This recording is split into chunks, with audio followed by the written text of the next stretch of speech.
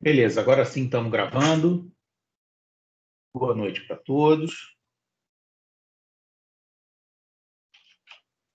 Cadê meu PowerPoint?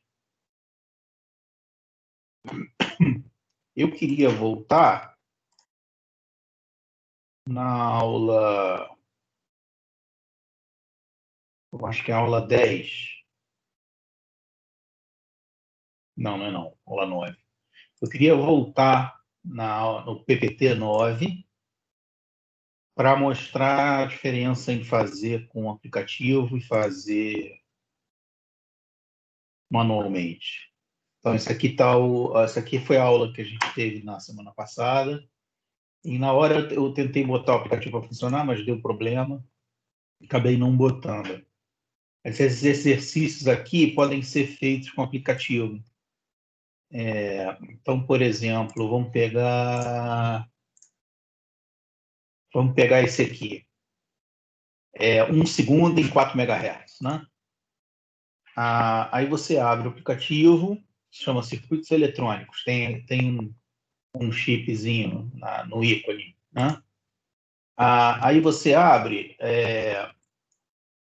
e o que ele tem é coisa sobre transistor, né? Aí aqui no menu superior tem outras coisas, tem código de cores e tem os circuitos com JFET, mas isso não é da nossa matéria. O que é da nossa matéria é esse aqui, processador PIC.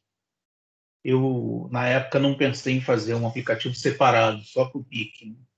Pode ser também uma ideia. Aí, olha só. Opa. 1 segundo em 4 MHz. Então, você vem aqui, coloca 1 segundo, 1. Tá vendo? Microsegundo, aí você bota segundo em 4 MHz. Aí quando você calcula variáveis, ele diz, não é possível, viu? Não é possível calcular. Porque você pediu com uma variável.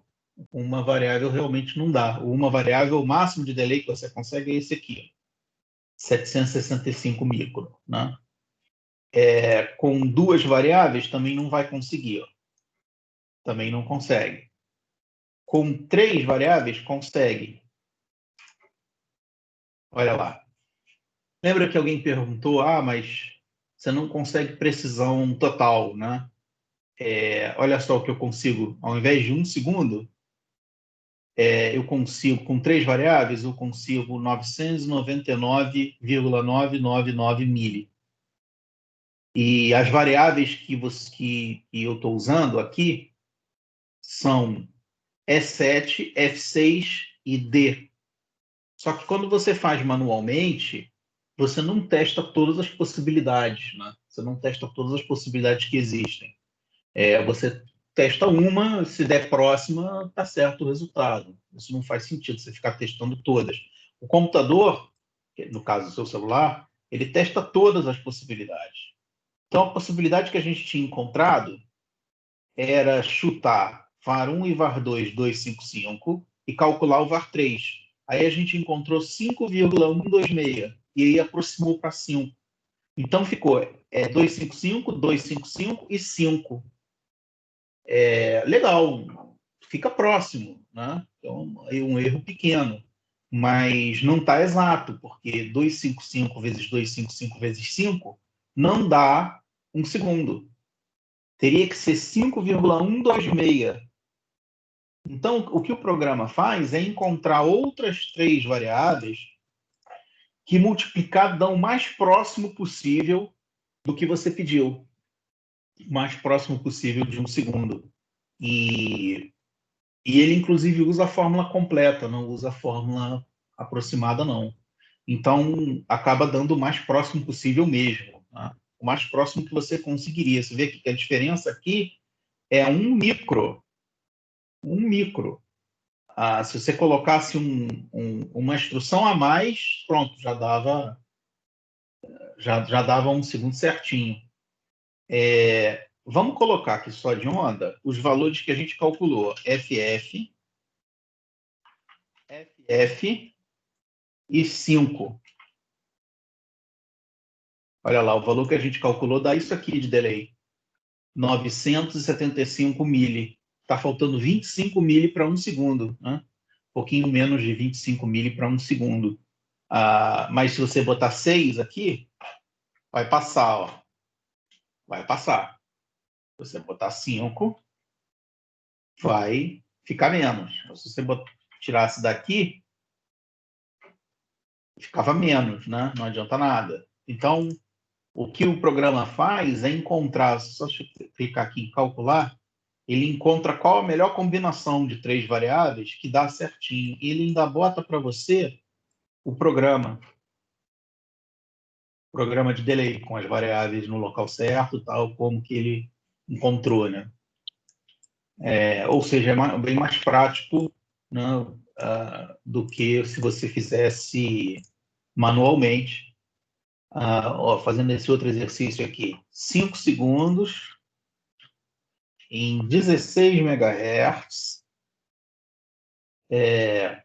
5 segundos em 16 MHz. Três variáveis, né? Aí você dá calcular e ele encontrou 5 segundos certinho com essas 3 variáveis. E7, DE82. Eu não sei qual a gente encontrou. Tá aqui. A gente encontrou manualmente, a gente encontrou FF.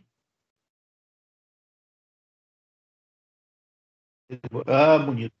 Travou. Bonito. Mas, vou lá de novo. A gente encontrou. O que trava, mas você abre de novo. A gente encontrou FF, FF e 102, que é 66. Aqui você já bota em hexa direto, né? Em 16 MHz. Aí, olha só, que a gente encontrou dá 4,974 segundos. Ou seja, fica faltando um pouquinhozinho para completar 5 segundos, né? O que não é um problema sério, se você pensar bem, muito raramente, improvável que alguém perceba a diferença, né?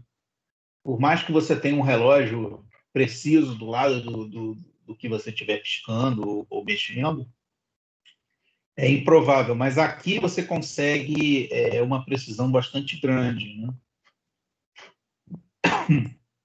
Ele procura qual é o que dá a maior precisão.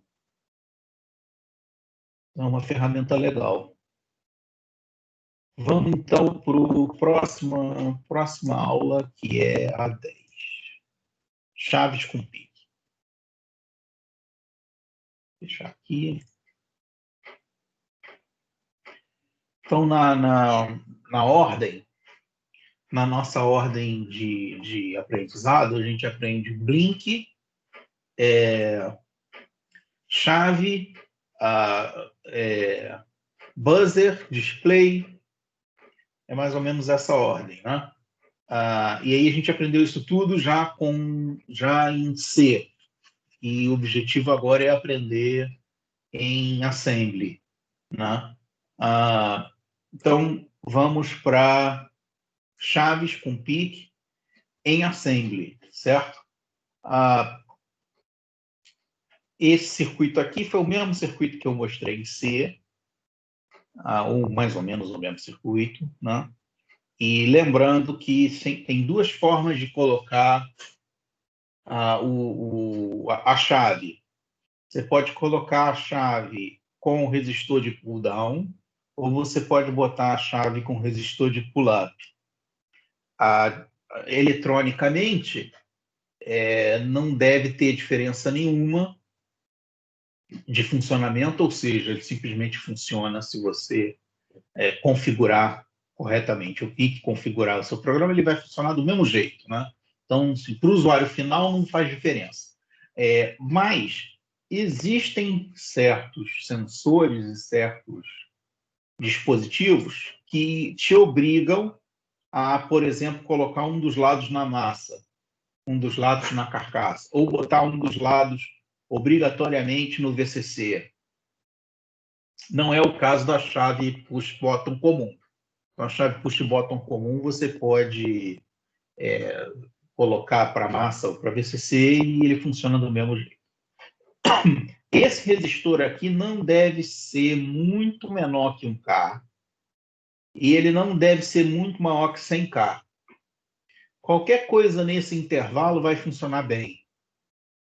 Se você botar acima de 100K, isso é problemático, porque você precisa garantir que essa resistência aqui seja menor do que as resistências internas do PIC, né? E o PIC é MOSFET. A resistência interna é bastante alta, né? Geralmente é da ordem de mega, pelo menos, né? Normalmente mais. Mas se for 1 mega e você botar 100K, você já tem 1 para 10. Se você botar acima de 100K, você começa a ter acima de 1 para 10, e isso não é bom, tá? Aliás, desculpa, abaixo de 1 para 10, isso não é bom para o funcionamento. E, lógico, também colocar valores muito baixos também é ruim, porque quando você apertar, você vai ter uma corrente alta demais circulando por aqui, sem necessidade, né, descarregando a bateria ou causando qualquer problema na fonte. Então, você tem duas formas de ligar. Quando você liga em pull-down, a diferença para o pull-up é qual o valor em digital para apertado e para desapertado. Então, no SW1, por exemplo, se você aperta a chave, você leva os 5 volts para o RA4. Então, apertado é 5 volts ou 1. Né? Se você não aperta a chave, o resistor de pull-down empurra para baixo, né? Aliás, empurra não, puxa para baixo, né? E você tem 0 volts. E aí você tem 0. Com o resistor de pull-up, se você aperta o 0, então está aqui no RA1, o SW, então apertado é 0 e não apertado é 1. Então essa é a diferença do pull-up para o pull-down. Às vezes eu vejo alguns alunos com a seguinte dificuldade. Imagina, por exemplo, que a gente faça um programa, certo? Que você aperta essa chave aqui e acende esse LED. Quando você aperta essa chave, apertada é 1, certo? Aí acende o LED. Acende o LED porque você fez um programa para acender o LED. O 1, esse 1 que está aqui, que entra no PIC, não é o mesmo 1 que acende o LED. Isso não faz sentido. O PIC internamente tem um circuito que reage ao seu programa, né? Em que ele percebe o 1 e age de acordo com o que o teu programa vai definir para ele agir. Então, engraçado, se você está ouvindo isso, está dizendo, pô, isso é óbvio, eu sabia disso, ótimo, que bom. Mas, de vez em quando, eu vejo uns alunos com essa dificuldade lá para o final do período, e aí eu estou tentando desfazer isso, caso aconteça, para não dar problema, né? Então, lembrando que isso aqui é uma repetição. A gente já viu isso aqui em C. A gente está vendo de novo agora em Assembly. E em C, a gente usa a instrução if. Então, em C, a gente usa a instrução if.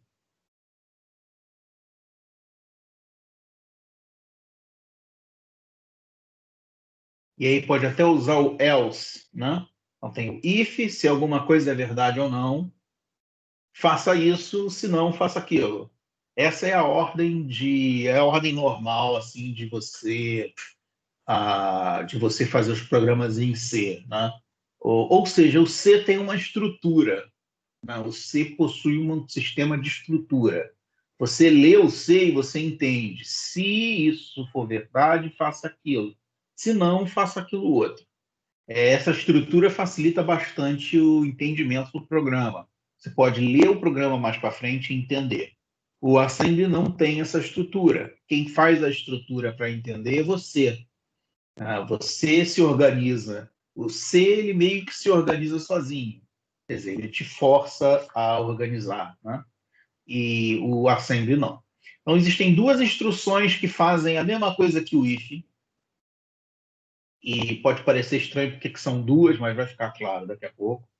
Duas instruções fazem a mesma coisa que o if. São as instruções BTFSS, BTFSC. Bit test file skip if set, bit test file skip if clear. Vamos lá, bit test file skip if set ou skip if clear. E qual é a diferença? Ele vai testar um bit test, em um arquivo. A gente viu que arquivo é qualquer coisa, né? Porta, triz, qualquer coisa é arquivo. Nesse caso, então, eu vou testar a porta, né? Porte A ou porte B. Então, bit teste, eu vou fazer um teste em um bit de um arquivo, no nosso caso a porta, e eu vou pular se for 7. Em digital, 7 significa 1 e clear significa 0. Inclusive, eles poderiam ter feito bit test file skip if 1 e skip if 0, né? Mas não fizeram. Fizeram dessa forma as instruções. Não tem nada demais, mas é típico de digital você considerar set e clear, ao invés de 1 e 0. É a mesma coisa, mas é só uma nomenclatura diferente. E como é que a gente faz, então, para usar a instrução? Vamos imaginar que eu estou usando para o SW1, certo? É essa chave aqui. Eu estou fazendo para essa chave aqui agora. Então, você usa qualquer uma das duas, pode usar essa ou essa. Então, eu escolhi usar o clear, certo? Então, você vai e coloca bit test file skip if clear, coloca qual é a porta que está o botão. No nosso caso, a gente está usando a porta A, né? E aí, vírgula, coloca qual bit. No caso, então, o bit 4 da porta A.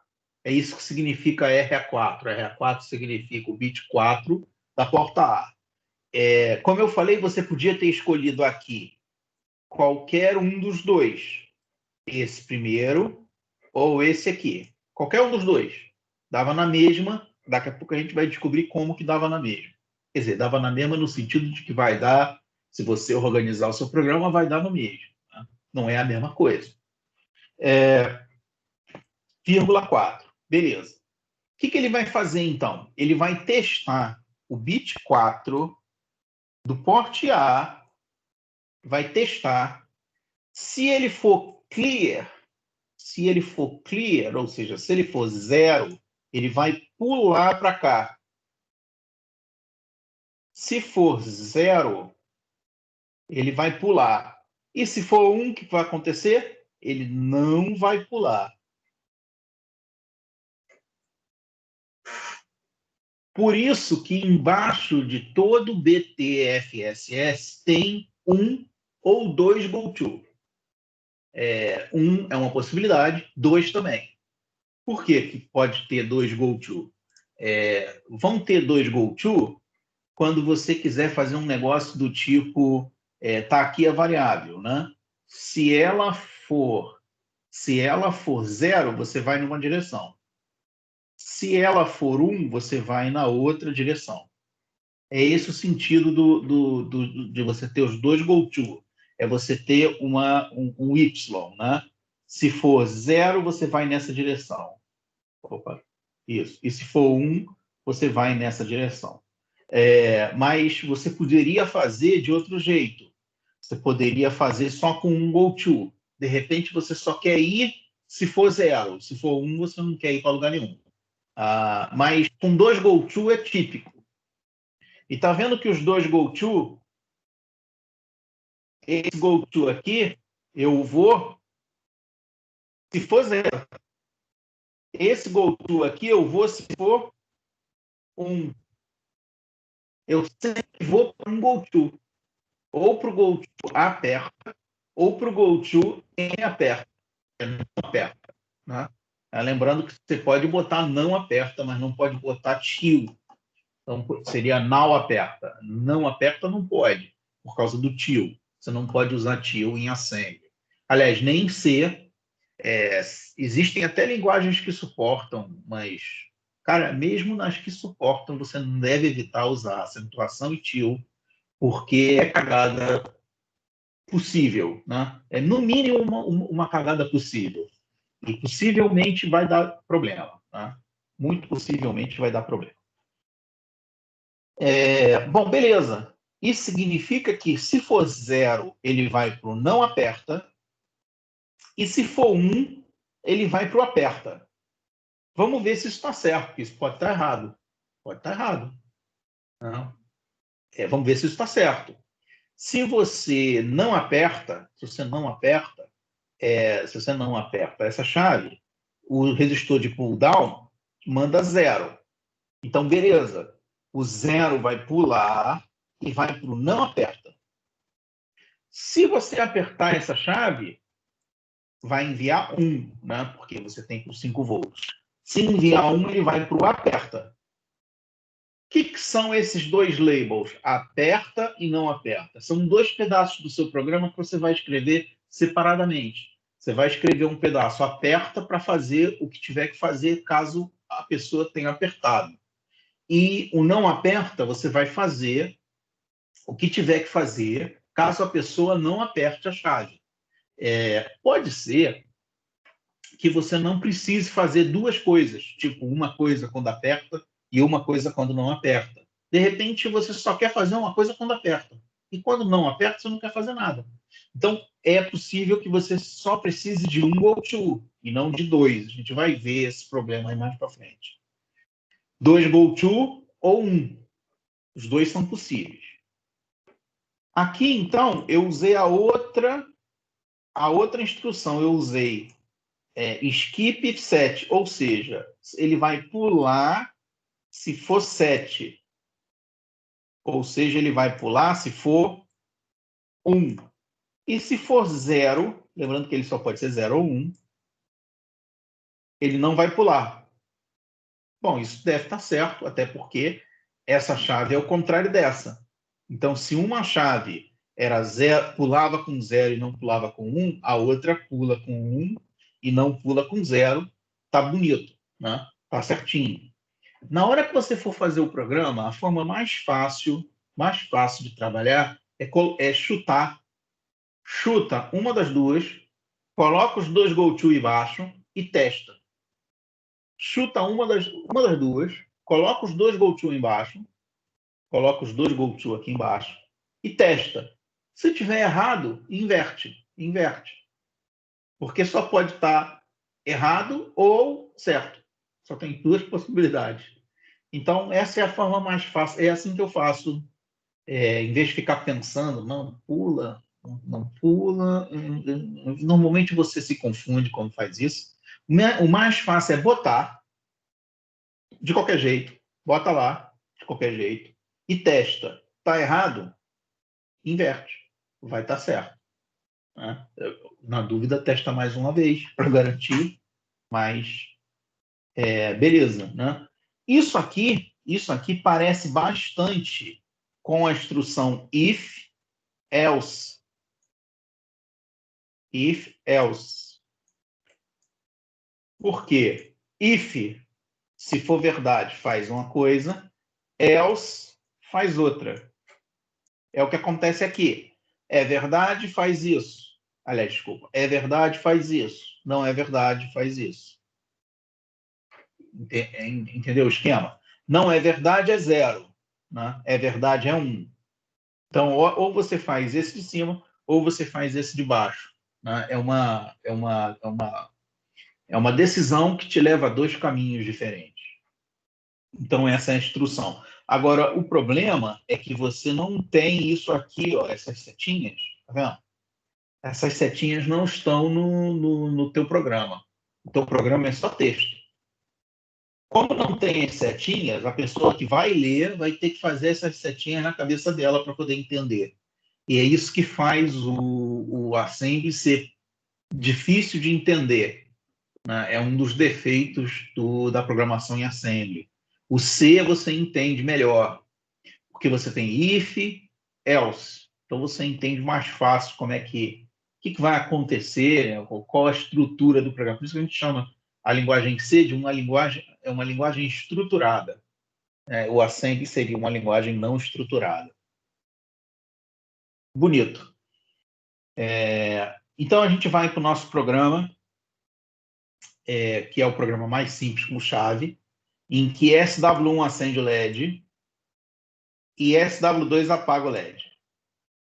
Você vê que você só precisa fazer ação caso o cara aperte a chave, certo? Se você apertar essa chave, tem que fazer uma ação. Qual ação? Acender. Acender.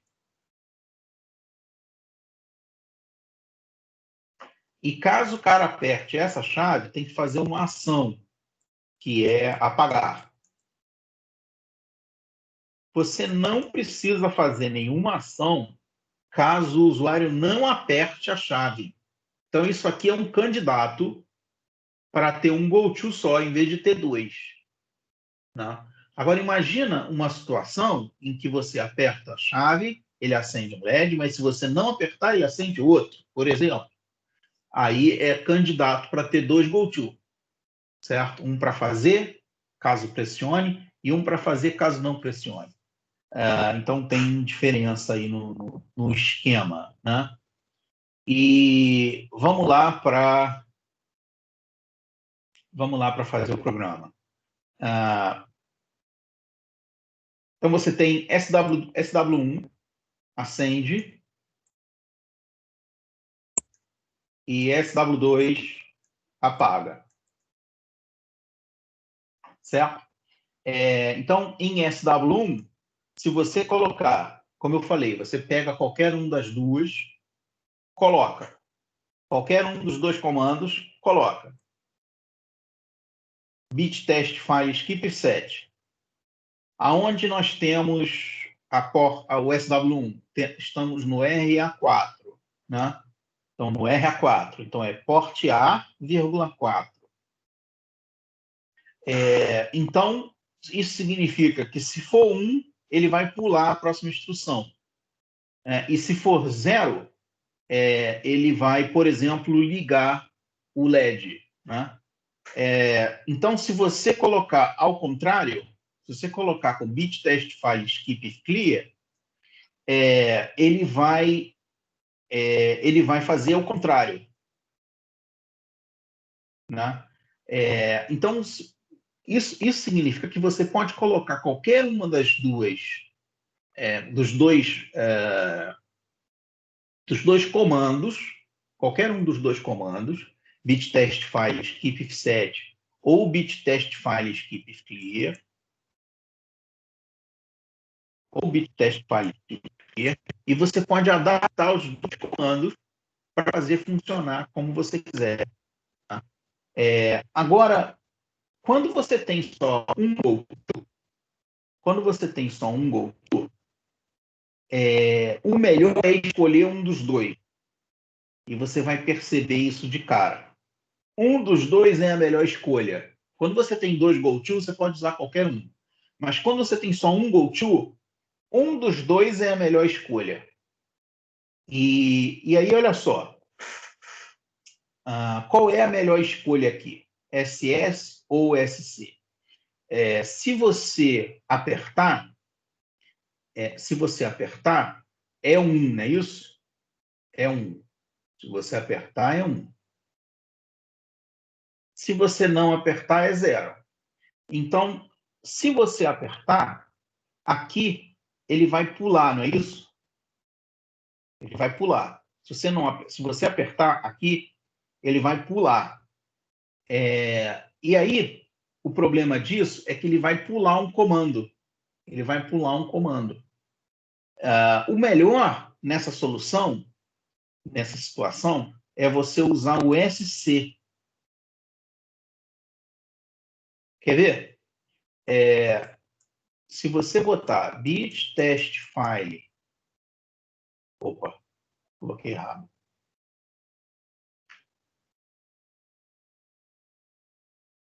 Isso.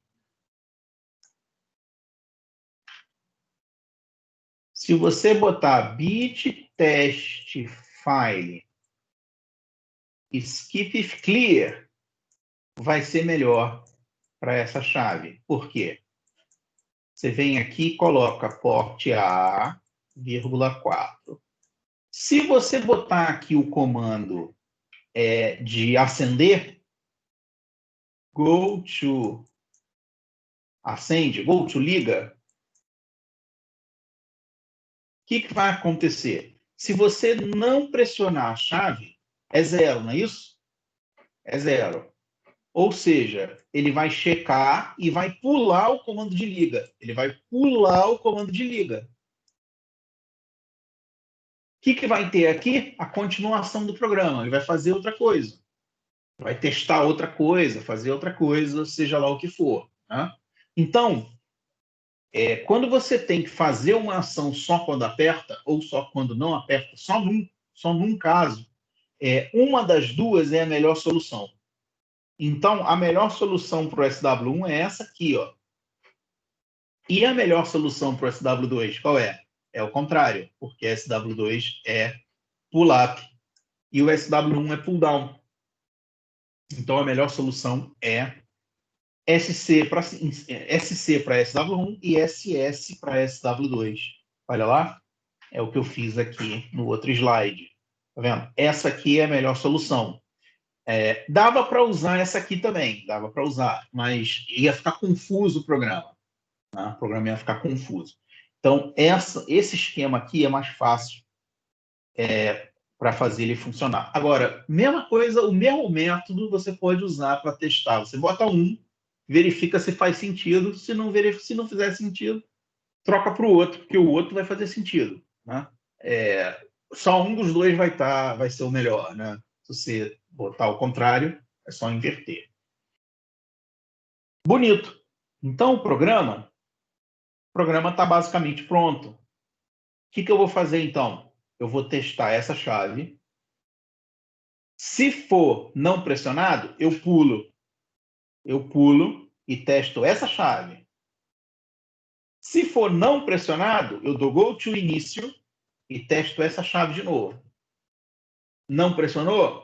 Eu pulo, testo essa chave, não funcionou, eu pulo e dou go to início.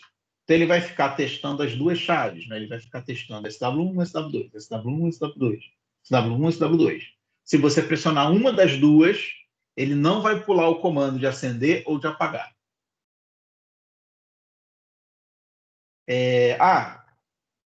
Como todo... Eu estou vendo aqui que tem aqui uma ligação que não está feita. Estranho. Uma coisa aconteceu quando eu botei isso aqui para o Paintbrush ou para algum outro editor qualquer, comeu aqui um pedacinho, né? Mas legal.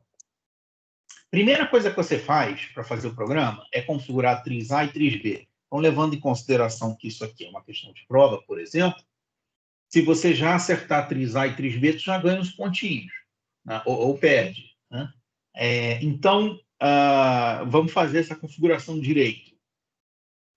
Vamos para o porte A. No porte A, RA0 não está usando. Quando não está usando é 0, output, não é isso? RA1 é um input, então é 1.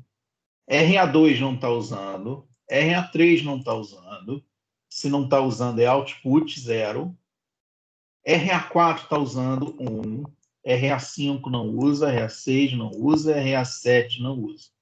Quando não usa é 0. Quando você usa, tem que ver se é output, aí é 0. Se for input, é 1. Então, aqui a gente tem... Então, aqui a gente tem 1, e esse lado aqui a gente tem 2. Então, você poderia, nada te impede de usar a calculadora do Windows para fazer essas contas. Então, por exemplo, você vem aqui, bota binário, aí tu digita 0, 1, 0, 0, 1, 0, 0, 0. E aí você fez besteira. Espera aí, que eu fiz besteira. Não é isso. Você digita ao contrário. Você digita 0, 0, 0, 1, 0, 0, 1, 0. Uma coisa que a calculadora do Windows faz, que deveria ser corrigido pelo Windows, é manter os zeros depois da vírgula. Quer dizer, a vírgula é ótima. Manter os zeros à esquerda. Só em binário você deve fazer isso, né? Talvez em hexa também, mas em binário e talvez em hexa você deve fazer isso, porque os zeros que estão aqui, eles não interessam para a matemática, mas para a gente eles interessam, eles existem, eles não deixam de existir só porque eles estão à esquerda, certo? Aí está aqui, ó, 0001, 0010 é 12 em hexa. Então, 12 em hexa, né? Você poderia também configurar em decimal, não recomendo, porque é ruim de converter. O TRIS-B, você, lógico, não está usando nada aqui, a não ser o RB5, que tem um output, então é todo mundo zero, então é zero. Então, lembrando que lá de cima a gente tem o TRIS-A, porte A, né? E o lado de baixo, B. Vê que eles são pouco criativos nos nomes das coisas na engenharia, né? O lado de cima é A, o lado de baixo é B. Começa no 0, termina no 7. São coisas simples, né? Porte A, porte B. Então, se o pique for um pique com mais pinos, talvez ele tenha porte C, porte D, porte E. Né? E aqui está o programa completo. Então, tem que ver. Primeiro, vamos ver exatamente como é que esse programa funciona. Né? Quando você tem aqui as duas chaves, certo? Você tem as duas chaves. SW1 e SW2. SW1 e SW2. SW1, SW2. Então, quando você aperta essa aqui, acende o LED. Você faz assim, acende o LED. O LED fica aceso direto, enquanto o programa estiver rodando, né? Enquanto você tiver alimentação. Se você apertar para acender de novo, ele continua aceso. Não faz diferença. Se você aperta aqui, ele apaga e fica apagado. Então, acende, apaga. Ele não pisca, a não ser que você fique fazendo assim, né? Lógico. Mas ele não está piscando. Você aperta um botão, acende, aperta um botão, apaga. Parece bastante com aquela ideia do acionamento de motor, né? Um acionamento de bomba. Você tem duas chavezinhas, uma verde e uma vermelha. Você aperta a vermelha, desliga o motor, você aperta a verde, liga o motor. Só que aqui, em vez do motor, é um LED. Tá? Legal. Então, você começa o programa fazendo a configuração. Então, isso aqui é a parte de configuração. É sempre igual. É sempre BSF status, RT0, BCF status, RT0. Passa o valor 12 para o W, registrador de trabalho. Passa o registrador de trabalho para o TRIS-A. Passa 0 para o registrador de trabalho. Passa o registrador de trabalho para o TRIS-B. Essa instrução aqui passa para o Bank 1. Passa para o Bank 1. Essa instrução aqui volta para o Bank 0. Ou seja, essas primeiras 6 linhas são linhas de configuração. Durante essas 6 linhas, o LED não está sendo acionado pelo botão. Poxa, então vou ter que esperar essas 6 linhas rolarem para eu poder apertar a primeira vez, né? Realmente, vai. Só que essas 6 linhas executam em alguns microsegundos, então não tem problema. Tá? Interessante de ficar pensando nisso dessa forma, isso daqui demora alguma coisa perto de 6 microsegundos em 4 MHz para executar. Eu não sei se vocês lembram, todo programa você habilita o Power Up Timer. Power Up Timer. É comum. Toda vez que você faz um programa, você habilita na hora de gravar o PIC, você habilita um negócio chamado Power Up Timer. E ele espera 72 milissegundos para poder fazer essa primeira instrução. Por que ele espera? Ele espera 72 milissegundos porque ele imagina que durante esse tempo a fonte ainda vai estar ruidosa, porque você acabou de ligar um botão da fonte, né? Você acabou de ligar a fonte no 5 volts, você acabou de apertar um botão para ligar a fonte. Então, durante esse tempo, que é um tempo médio, né, que o microchip chegou à conclusão, mais ou menos 72 milissegundos. Eles chutam esse valor 72 milissegundos, que é mais ou menos o tempo em que você pode começar a confiar na alimentação. Ao menor tempo em que eles médio em que você consegue confiar na alimentação a partir do momento que você liga a chave. Então, dá 72 milissegundos mais 6 micro. Aí começa o seu programa. Então, o seu programa começa aqui, ó. Lembrando que início não é código em assembly. Então, está até em português. É um label, né? É uma etiqueta. Não é assembly. Bonito. Lembra que eu falei que SC é o melhor para o SW1 e SS é o melhor para o SW2? Então, esse é o programa. Vamos imaginar a seguinte situação. São 4 situações possíveis, né? A primeira situação é que ninguém apertou nenhum botão. A segunda situação é que alguém apertou SW1. A terceira é que alguém apertou SW2. E tem também a situação louca, que é alguém apertar os dois botões ao mesmo tempo. Não parece uma ideia. Para você ter um botão para acender, outro para apagar, e você aperta os dois ao mesmo tempo, o usuário parece que não se decidiu o que ele quer exatamente. Então, vamos ver como é que o programa funciona na primeira situação em que ninguém aperta nada. Bom, se ninguém aperta nada, vamos lembrar que se não apertar esse W1, isso aqui é 0. Se não apertar esse W2, isso aqui é 1, não é isso? Se não apertar SW1, é 0. Se não apertar SW2, é 1. Então, se não apertar aqui, ó, ele vai pular, né? Ele vai pular skip if clear. Se você não aperta, é 0. Se você não aperta, é 0. E se for 0, ele vai pular skip if clear. Ou seja, ele vai pular isso aqui. Ele vai pular isso aqui. Ele vai pular isso aqui para cá. Aí ele vai checar a outra chave. Só que na outra chave, se você não apertar, é 1. Se você, então, não apertar, é 1. E ele vai pular também. Então, ele vai pular para cá. E o que acontece aqui? Go to início. Ele vem para cá.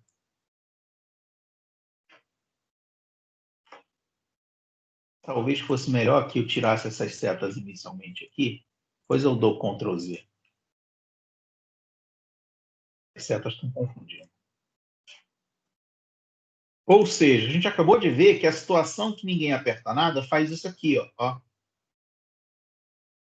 Vem para cá e vem para cá. É por isso, essa confusão aqui que faz com que o assembly seja difícil de analisar. O assembly tem muitos idas e voltas, muitos fluxos diferentes, né? Esse é o fluxo caso ninguém aperte nada. Mas e se alguém apertar alguma coisa? Por exemplo, se alguém apertar SW1. Bom, se alguém apertar SW1 apertado é 1. E aqui não apertado é 1. Então, ele aqui é pular se for 0. Skip if clear. Então, ele não vai pular, não é isso? Então, ele vem daqui para cá. Bonito. Go to liga. Go to liga, então, vem daqui para cá. Bom, se uma etiqueta chama-se liga, go to liga deve significar ligar. Né? Você vê que não tem ninguém te obrigando a chamar uma etiqueta de liga e realmente ligar alguma coisa. Né? Mas isso é uma boa ideia, porque você, depois que lê o seu programa de novo, você vai repetir, tentar entender o seu programa, você vai ler go to liga e você vai pensar, pô, não está ligando? Porcaria de programa é esse que eu fiz? Né? Então, mesmo sem ler isso aqui, eu imagino que isso aqui vai ligar. Né? Fala, Thiago. Professor, poderia usar o call e return no lugar do go-to? Call e o return no lugar do go-to. Poderia. Dá na mesma. Dá na mesma. Deixa eu só pensar aqui algum tipo de inconveniente que isso causaria. Não. Poderia sim. Call, liga e return. Seria Poderia equivalente. sim. Seria sim. Sabe onde é bom fazer isso? Se você tem vários lugares no seu programa que ligam o LED. Que no nosso caso só tem um, então não faz diferença. Agora, se você tiver vários lugares no programa que ligam o LED, call liga era melhor, porque você chama de qualquer lugar e ele sempre retorna de onde chamou, né? Então podia sim. Não tem nenhuma desvantagem se você fizesse aqui call, liga e return. Ao invés de go to início, seria return. Aliás, desvantagem não tem. Tem umas diferenças de funcionamento. Mas desvantagem não tem, não. Mas olha só. Go to liga, como eu falei, vai ligar. Né? Tomara, porque senão esse programa está muito louco. E aí você tem bit set file, port B,5, que é onde está o LED, RB5. Ele vai fazer 7, ou seja, ele vai fazer igual a 1 no bit 5. Vai ligar o LED. Ainda bem, a rotina chama liga e ela liga o LED. Né? E aí aqui você tem go to início. Go to início. Estamos indo para cá. Você vê que interessante que se alguém apertar o SW1, ele não checa o SW2. É interessante essa forma com que a gente fez. Você vê que ele não passou por aqui, né? Ele não passou por aqui. Ele não checa o SW2. Se alguém apertar liga e desliga ao mesmo tempo, ele vai ficar ligado. Vai ficar ligado direto. Porque ele não checa o SW2. Vamos ver o que vai acontecer se alguém apertar SW2 sozinho, sem apertar SW1. Então, se você não aperta o SW1, aqui é 0. E aqui, se você apertar, é 0 também. Olha, se você apertar, é 0 também. Beleza. Aqui é skip if clear, pular se for 0. Então, ele vai pular para cá. Certo? Só que chegando aqui, ele não vai pular para cá. Porque aqui é skip if set, pula se for 1. Pula se for 1. Como é 0, ele vem para cá. Go to desliga. Go to desliga, vem aqui, deve desligar. Né? E desliga, lógico, porque C aqui é C de clear. É C de clear. Então ele vai dar clear no bit 5 do porte B, RB5 onde está o LED. Clear, então 0 vem para cá, e aí você não acende o LED. E aí aqui você vem com go to início. Tá vendo esse end aqui? Não é assembly. É só para indicar para o montador que acabou o programa. Inclusive, se você não colocar, ele dá um warning dizendo falta o end, mas não deixa de funcionar, porque ele entende que acabou o arquivo, então acabou o programa. Tá? Então, esse end aqui não é exatamente opcional, mas porque ele dá um warning, né? Ele dá um aviso dizendo que você não botou, mas ele indica que acabou o programa. É uma forma de você se organizar para não botar nada embaixo. Né? Você escreve end, bota umas coisas embaixo, aí ele vai te dar um outro warning dizendo eu não vou executar o que está embaixo porque tu fechou o programa, deu end. Né? Então, o interessante dessa estrutura aqui é que acontece um efeito engraçado, né? Engraçado e até certo ponto não tão engraçado assim, quando alguém aperta liga e desliga ao mesmo tempo. Se você apertar liga e desliga ao mesmo tempo, ele vai para o liga e volta para o início, não é? Então, se alguém apertar liga e desliga ao mesmo tempo, o LED vai ficar aceso direto. Ok, e daí? Né? Alguém pergunta, e daí o LED ficar aceso direto? Não tem problema nenhum. Eu poderia deixar assim. Talvez isso não seja uma boa ideia se for uma lâmpada, se for um motor, porque se o usuário aperta liga e desliga ao mesmo tempo, talvez seja melhor que, na dúvida, você deixe desligado. Né? Então, se imagina que você tem esse requisito, preciso, se o usuário apertar os dois ao mesmo tempo, eu preciso deixar desligado, na dúvida. Qual a melhor forma de modificar esse programa? Para que quando alguém aperte duas ao mesmo tempo, ele mantenha desligado. Alguém faz ideia aí de uma forma fácil, você modificar esse programa para não ter esse defeito de quando alguém aperta os dois ao mesmo tempo, ele ligar ao invés de desligar.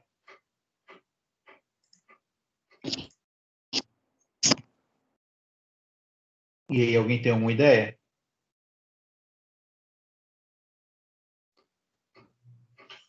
Ah, tá aqui. O que acontece se alguém apertar as duas teclas ao mesmo tempo? Eu já falei o que acontece. O que acontece é que o LED fica aceso direto. Mas a pergunta é o que fazer para não acontecer isso? Para ele não ficar ligado direto, ele ficar desligado direto. E aí, alguém tem uma ideia? Eu não, professor. Também não. Tem uma ideia simples que resolve o problema. Primeiro, a gente está... Se ninguém teve essa ideia ainda, deixa eu botar aqui. Primeiro, a gente está testando se liga e depois está testando se desliga, não é isso? Qual é o problema aqui? Quando você bota o liga primeiro, quando você bota o teste de liga primeiro, se tiver as duas pressionadas, ele vem primeiro para o liga e volta para o início, não é isso? Basta você inverter esses dois comandos. Você primeiro testa o desliga, depois você testa o liga. Se o cara apertou o desliga junto com o liga, ele vai ficar preso no desliga, em vez de ficar preso no liga. Né? Então, essa eu acho que é a melhor forma de resolver esse problema. Lá no C, a gente fez de outra forma. Cada linguagem tem uma estrutura diferente. Então, às vezes, você chega a soluções diferentes também. Não necessariamente melhores em termos de processamento ou qualidade em si. Né? Eu acho que a forma mais fácil é fazer assim. Você primeiro coloca essa estrutura aqui do desliga, go to desliga,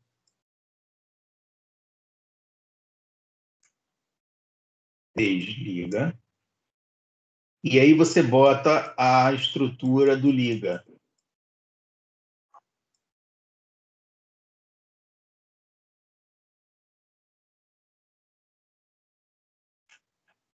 E aí aqui você bota go to liga. Por quê? Testando primeiro o desliga, ele vai para o desliga. E aqui ele volta para o início.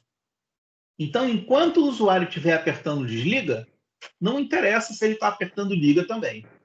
Ele vai desligar, né? Vai manter desligado. Tem várias outras formas de fazer isso.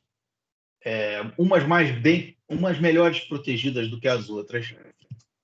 Não tem uma boa proteção contra outras ideias malucas. Por exemplo, o usuário aperta liga e aperta desliga quase depois, pouquinhozinho depois. Então o LED vai dar uma piscada, né? Isso pode ser um problema se ao invés de um LED você tiver um motor, o motor dá uma partida e para. Pode ser um problema. Talvez seja uma boa ideia usar um delay. Então o usuário vai, aperta desliga, o que eu faço? Eu desligo e dou um delay, uns 2, 3 segundos. Durante esses 2, 3 segundos eu não aceito nenhum comando. Aí depois eu volto para verificar de novo. Né? Então, depende do nível de segurança que você precisa ter com o que você está acionando aqui. Né? Imagina que seja um motor grandão, tipo um ar-condicionado, ao invés de um LED. Né? Ou uma lâmpada potente, né? Que não pode ficar acendendo e apagando rápido. Então, talvez você precise ter níveis de segurança melhores em termos de software. Né? Em termos de software.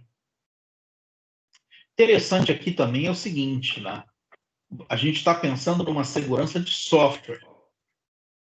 Mas e se o PIC ficar maluco e acionar? Porque isso acontece, né? Computadores falham.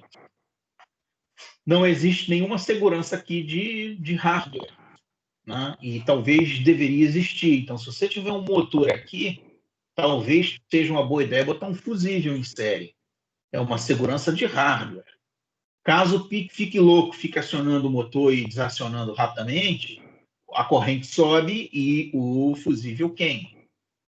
Então, às vezes, a segurança só de software não adianta. É bom ter a melhor segurança é a segurança de hardware, porque ninguém vai impedir o fusível de queimar por um erro de programação, né?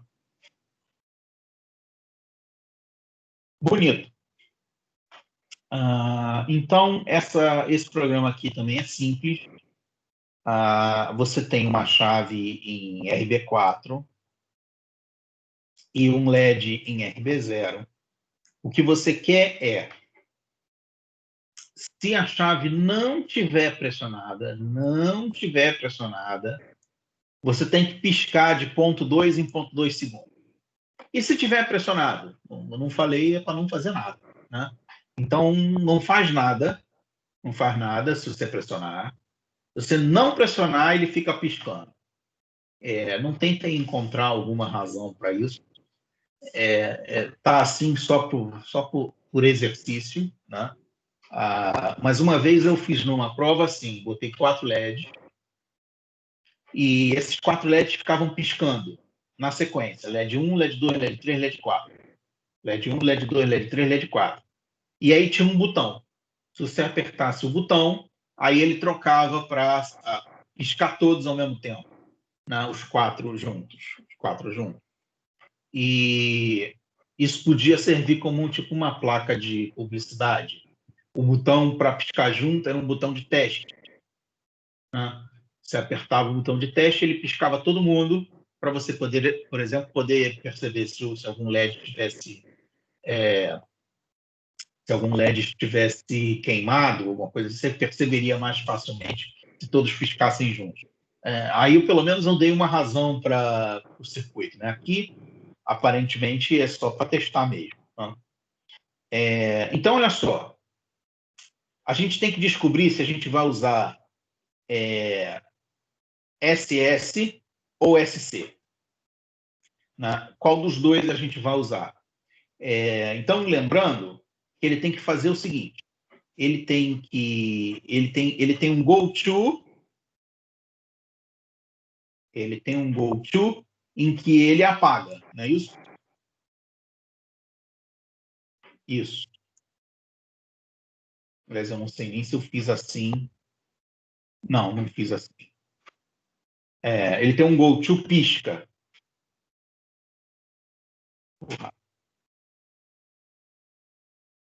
Ele tem um go-to pisca.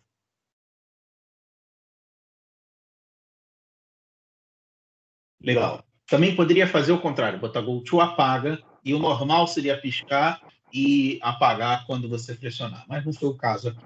Então você tem um go-to pisca. O que o go-to pisca faz? Ele pisca, certo? Óbvio, né? E vamos colocar... eu já botei aqui a resposta é o SC, né? A resposta é o SC. Mas vamos imaginar que você não sabe disso. Eu não sei disso, eu vou chutar. Então eu vou chutar SS. Vou chutar errado. Eu já sei que está errado, mas eu vou chutar. Então eu vou chutar SS. Beleza, está chutado. Aonde está a chave? A chave está em RB4. Então é porte B, vírgula 4. Está chutado. Agora vamos ver se está certo. Vamos ver se está certo. Se você pressiona a chave, é 0, não é isso? Certo? Se você pressiona a chave, é 0. Se você pressionar, não pode piscar, porque ele diz aqui que pisca quando não estiver pressionado. Então, se você pressiona a chave, não pode piscar, certo? E o que aconteceu aqui? Se você não pressiona, você pressiona é 0. Então, se você pressiona é 0. E aqui ele pula se for 1. Isso aqui significa skip skip e set. Pula se for 1. Set significa 1. Então, ele pula se for 1. Ou seja, ele não vai pular, porque é 0. E para onde ele vai se ele não pular? Para o go-to pisca. Está errado. Quando você descobre que uma das soluções está errada, a outra está certa. Isso é que é o grande barato do SC e do SS. Se uma está certa, a outra está errada. E vice-versa.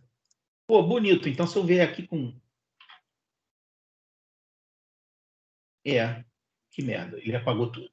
Vamos começar de novo. Então, o certo não é SS, é SC. Então, é B, T, F, S, C, que é o certo. Vamos testar se está certo. A gente já viu que o SS está errado. Então, o SC tem que estar certo. Vamos ver se está certo mesmo. Vamos colocar aqui porte B, 4.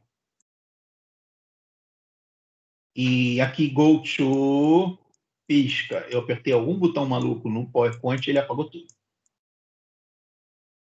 Aliás, se eu soubesse qual é esse botão, ia ser útil de vez em quando. Então, aqui está o go to pisca e não pisco. Pisca. Pisca. Legal. Se eu apertar, então, é 0. Certo? Se eu apertar, é 0. Então, se eu apertar, vai pular, não é isso? Vai para cá. E não vai piscar, que é exatamente o que eu quero. É exatamente o que eu quero. Se não estiver pressionado, eu tenho que piscar. Agora, se estiver pressionado, não é para piscar. Perfeito, está certo.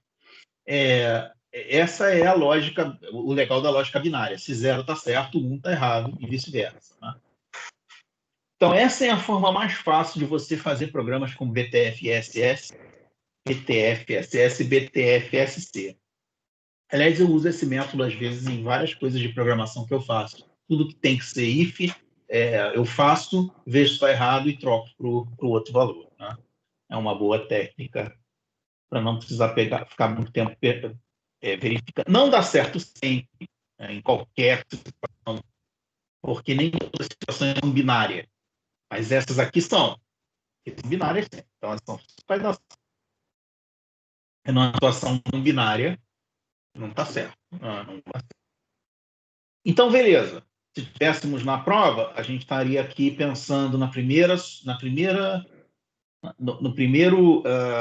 passo. O primeiro passo é fazer a configuração 3A e 3B. Aqui eu não estou usando porte A. Não estou usando porte A. Se não está usando, é todo mundo 0. O que dá 0, 0. Aqui, então, eu estou usando RB0 como output, que é 0. Aí aqui eu não uso. Espera aí. Não uso. Também não uso aqui, também não uso aqui. Esse cara aqui é o único que eu estou usando, que é um input. Né? Então, você divide isso aqui ao meio, e aí você tem 1, 0. 0x, 1, 0. 0x, 1, 0. Então, lembrando que na prova eu tenho 3 circuitos com 3 programas. Ou 4 circuitos com 4 programas. Isso depende da época. Às vezes eu boto prova com 3 circuitos, às vezes com 4. E aí você tem, se você tiver 3 circuitos, você tem 3 configurações 3A e 3B. Se acertar as 3 configurações 3A e 3B, você já tem os pontinhos nas 3 questões. Então, você já está com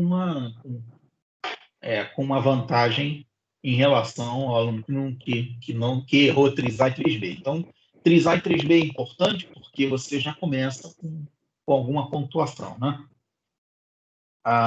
Olha lá, esse programa aqui é sempre igual. Só troca o quê? Os valores que você manda para o W e depois manda para o 3A e para o 3B. Então, você manda 0 para o W, manda o W para o 3A. Manda 1, 0 para o W e manda o W para o 3B. E Beleza. Acabou a configuração, né?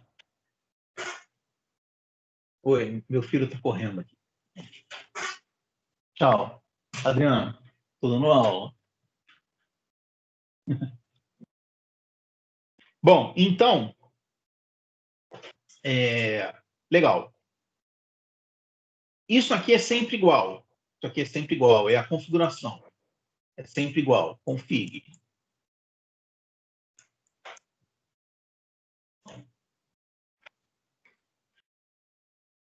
E aí aqui tem o correto, que a gente descobriu que SC é o melhor, né? Então você tem SC, e aí go to pisca, né?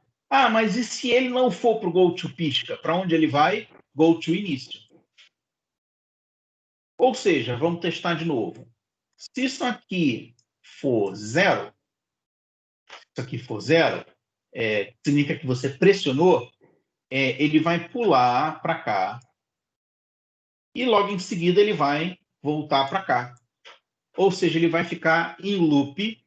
Enquanto estiver pressionado, ele está em loop. Ele está rodando aqui. Rodando isso aqui. Em loop com a posição que o LED tiver na hora, né? Ou seja, ele não está piscando. No momento em que você solta a chave, vem para lá, para o outro lado, você passa a ter 1. 1 significa que ele não pula. Se ele não pula, então... Se ele não pula...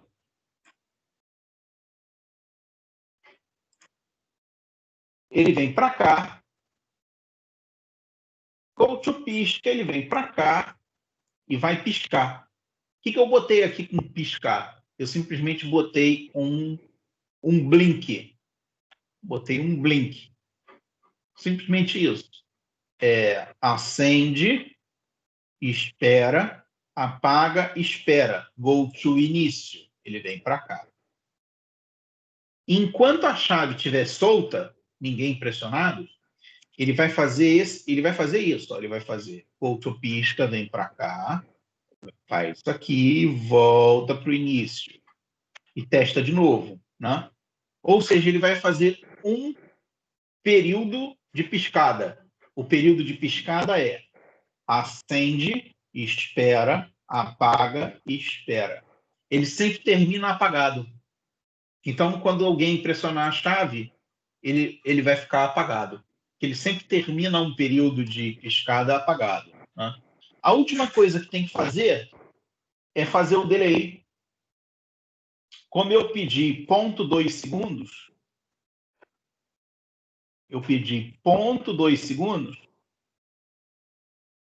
a única coisa que você precisava fazer é colocar FF e FF, que é o tempo máximo, é mais ou menos 0,2 segundos.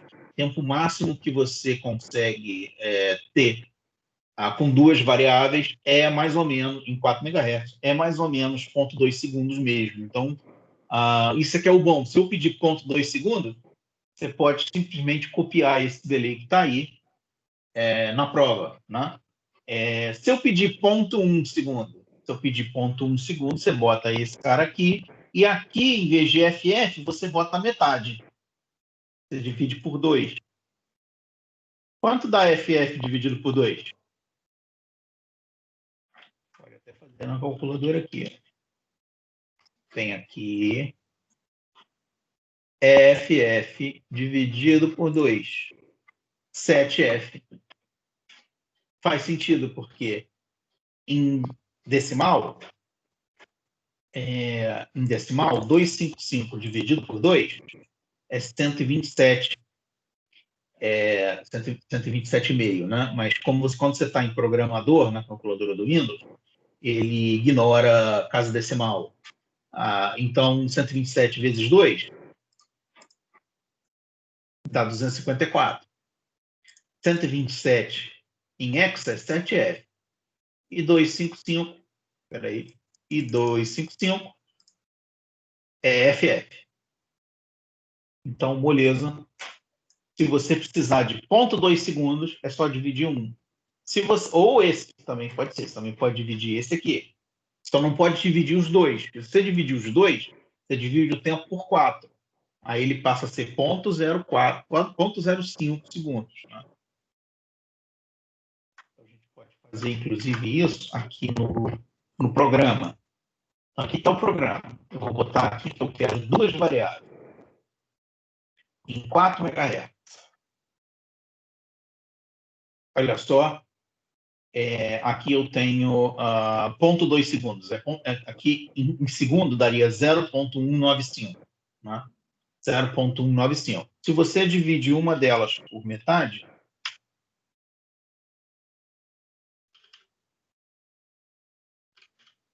eu não entendi muito bem, mas de vez em quando o meu programa está travando.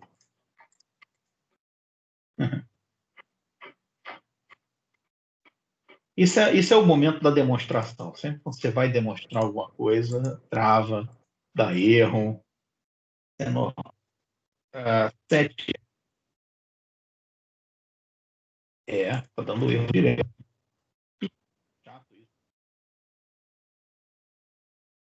Tentando fazer 7F. Eu vou mexer na segunda variável. Aqui no meu celular ele não aceitou letra minúscula.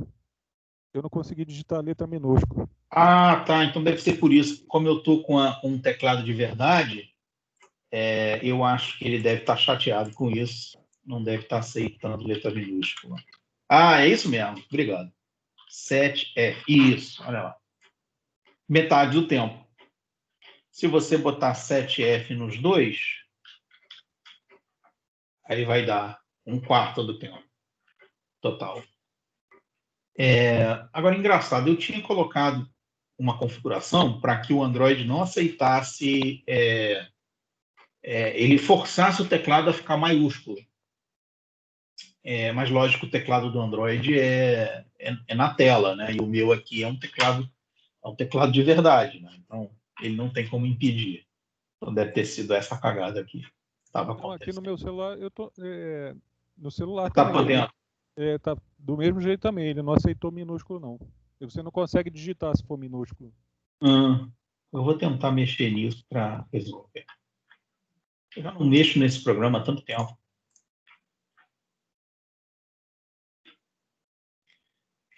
Onde a gente estava mesmo, que eu me perdi agora, pisca. Ah, legal. Então, agora a gente tem um outro programa, o mesmo circuito, só que com uma outra ideia. Né? A gente quer que, se tiver pressionado, ele pisca de ponto 2 em ponto 2. E, se não tiver pressionado, ele pisca de ponto 4 em ponto 4. Nessa forma aqui, nesse formato aqui, é muito mais prático que você use os dois GoTo. Por quê? Você quer que ele faça uma coisa caso pressione e uma coisa caso não pressione.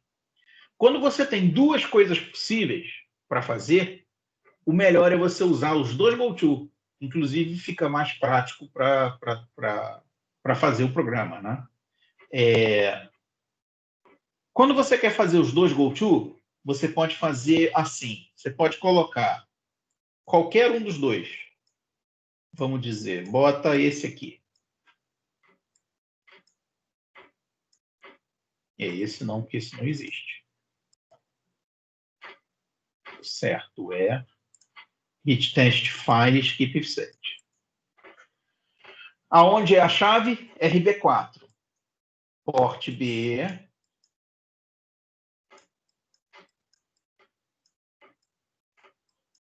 Ele vai pular se for 1, não é isso? Então, se você pressionar a chave, é 0 e ele não pula. Se ele não pula, ele vai para baixo. Então, eu vou botar aqui dois GoTo. Um GoTo embaixo e um GoTo em cima. Se for 0, ele não vai pular, ele vem para esse GoTo aqui. O que ele tem que fazer caso seja pressionado? Ele tem que piscar de ponto 2 em ponto 2. Então, eu posso chamar isso aqui de pisca 2. Se Se ele não tiver pressionado, então é 1. Então ele vai pular para cá e eu vou chamar isso aqui de pisca 4.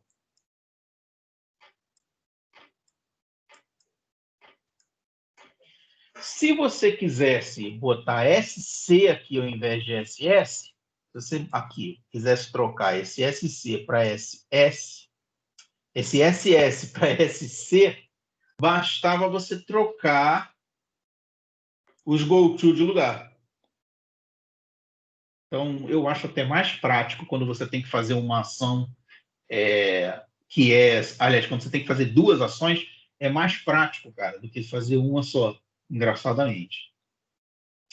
A configuração é igual, porque é a mesma disposição de LED e chave, né? E o programa é parecido, né?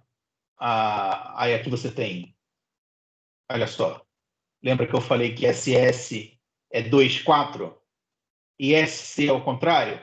Olha a solução que eu botei aqui, SC 4,2. Né? Aqui eu botei pisca 0,4 e pisca 0,2. Ficou mais fácil do que pisca 4, pisca 2. Mesma coisa, é sua própria solução, né? Seu próprio nome, não tem problema.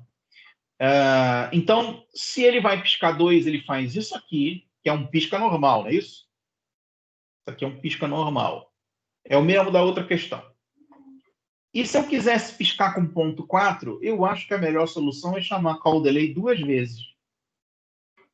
É melhor do que fazer um novo delay, porque também tinha solução possível fazer um novo delay. Você pode fazer um delay de ponto 2 e um delay de ponto 4. Mas, poxa, se você já tem um de ponto 2, chama 2 vezes, pronto, você tem ponto 4. Né? Então, eu acho mais prático fazer dessa forma aqui. Outra possibilidade é essa aqui. Os dois funcionam do mesmo jeito. Você vê que, interessantemente, é mais fácil fazer, foi mais fácil explicar e mais fácil fazer quando você tem 2 do que quando você tem só uma ação para o botão. Né? Quando você tem uma ação só para o botão, você tem que pensar para onde ir, caso pressione, e para onde continuar. Para continuar o programa, caso não pressione, por exemplo.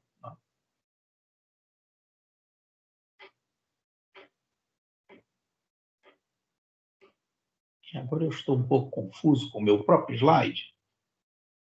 Por que tem o programa 2 vezes? Não tem nenhuma razão para ter o programa 2 vezes. É simplesmente, eu devia ter tirado esse slide. O programa está repetido. Bonito. Último exercício de botões. Já encheu o saco botões por hoje. Esse aqui é o mais difícil. Não é muito difícil, mas é mais difícil. Esse aqui eu vou querer o seguinte, eu vou querer pressionar o botão e aí você acende o LED se ele estiver apagado. Se ele estiver aceso, você apaga. Ou seja, um toque acende o LED, o outro toque apaga.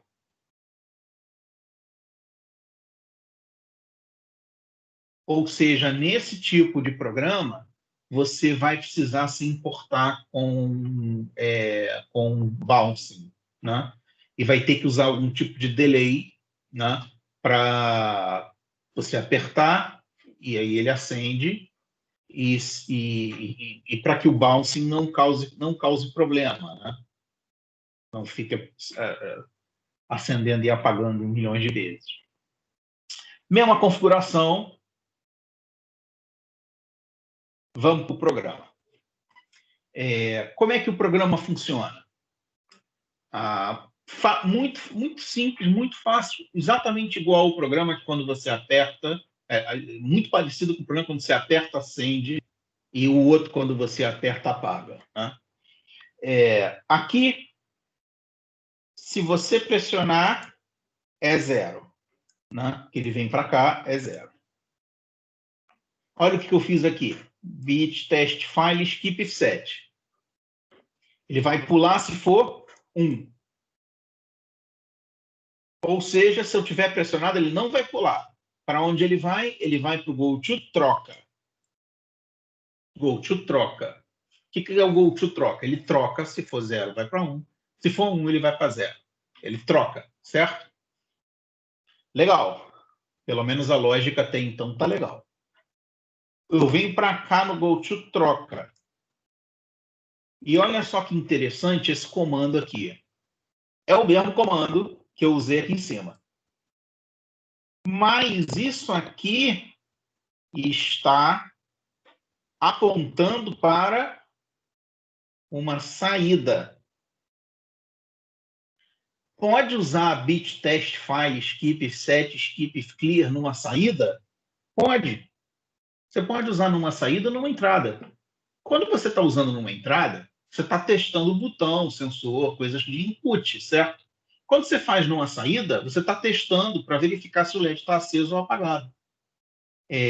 Ou seja, você pode fazer na entrada e você pode fazer na saída. Bit test file é para testar um bit. Ninguém disse bit test na entrada. É bit test file. Qualquer local pode. Bonito. Então, se pode, é a solução para a gente trocar. Por quê? Olha só que interessante. Se for 1, significa que o LED está aceso, não é isso? Então, se o LED está aceso, o que ele faz? Ele pula. E faz o quê? Apaga. E se o LED estiver apagado? Bom, se o LED estiver apagado, ele não pula. E o que ele faz? Acende. Essa é a forma mais fácil, mais prática de fazer o flip, né? O troca. O flip de 0 para 1, 1 para 0. Então, se você vai para o acende, você acende o LED. Se você vai para o apaga, você apaga o LED. Mas além de acender e apagar, você também vai para um delay. Para um delay. Para quê? Para esperar um tempo, porque provavelmente o usuário ainda está com o dedo lá no botão. E mesmo que ele não esteja, que ele seja super rápido, super ninja, ainda assim o botão vai estar em trepidação, vai estar em bouncing, né? Vai estar trepidando. Então eu espero um delay. E esse delay que eu fiz aqui, eu fiz FF vezes FF, que dá mais ou menos, como eu tinha falado, 0,2 segundos. 0,2 segundos, 200 mili, é pelo menos 10 vezes mais do que precisa. Então é bem firme para garantir que realmente o bounce não vai incomodar de jeito nenhum o funcionamento do seu programa, né? Uma coisa interessante desse programa, eu não sei se era a intenção original ou se isso é um problema sério, mas se você deixar o dedo aqui pressionado direto, você apertar esse botão direto, sem parar, pum, e ficar lá olhando, ele vai fazer um pisca-pisca. Ele vai fazer um pisca-pisca, porque ele vai acender e depois apagar. Acender, apagar. E a única coisa que ele vai fazer é o call delay. Então, ele vai ficar fazendo um pisca-pisca. Se você pensar bem, como é um botão para acender e apagar, se o cara deixa pressionado direto, é porque ele está querendo acender e apagar. Então, até que pensando bem, não parece ser uma ideia ruim fazer um pisca-pisca, caso a pessoa deixe o dedo pressionado direto. Parece que se for uma ideia, pode ser que seja pode ser que seja uma solução para você modificar o comando, você modificar esse comando aqui de troca, né? Para antes dele fazer isso aqui, você checar se o usuário soltou o botão, né? Então, pode ser uma boa ideia para resolver esse problema. Então, o usuário apertou o botão, ótimo, você vai lá para o troca. Mas você fica esperando o usuário soltar o botão. O problema é que o usuário aperta o botão, né? E trepida. Então, o que você faz? O usuário apertou o botão a primeira vez, faz um delay, espera um tempão para ver a trepidação, Depois do delay, você verifica se o usuário soltou o botão. Se o usuário soltou o botão, aí você faz o resto do programa, né? Você faz a troca. Isso então faz com que a ação seja executada quando você solta o botão e não quando você aperta. E isso é humanamente mais normal. O humano percebe de forma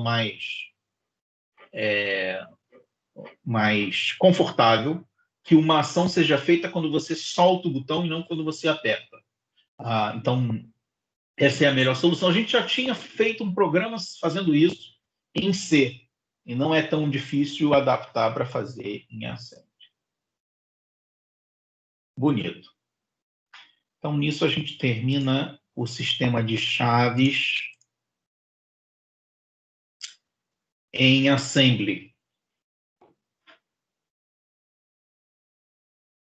Faltam 20 minutos para o fim da aula. Pessoal, eu fico dando aula aqui, mas mais ou menos no silêncio, né? Eu não escuto muito, não escuto vocês. Alguma dúvida, alguma coisa que vocês queiram perguntar? Não, professor, ficou claro. Eu também não, para mim ficou claro. Professor, nesse último exemplo, esse código ele resolve o problema de bouncing do botão. Pelo código você não tem o problema de bouncing, né? Ele não resolve o bouncing, ele simplesmente espera o bouncing parar, né? Então você bota um delay aqui grande, tão grande, que nem o pior botão vai conseguir trepidar por tanto tempo. A maioria dos botões trepida alguma coisa entre 20 e 40 milissegundos. Tá? Até menos, dependendo do botão. Quanto menorzinho for o botão, mais rápido é a trepidação. Então, aquele botãozinho pequenininho de protoboard, né, de plaquinha, ele trepida menos que 20 milissegundos. Ele é muito rápido. Se você tivesse um botão grandão de fliperama, por exemplo, você teria uma trepidação maior. Mas, cara, 200 milissegundos, né, que é o tempo aqui, está aqui, 0,2 segundos, né, aqui tem 200 milissegundos de delay.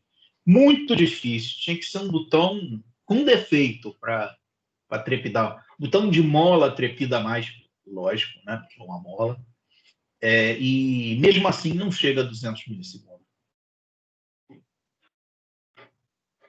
Interessante é que o pessoal gamer gosta do teclado de mola, né?